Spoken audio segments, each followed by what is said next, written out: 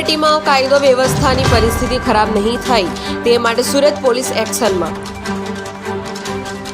સંવેદનશીલ વિસ્તારમાં પોલીસનું મહાકોમ્બિંગ।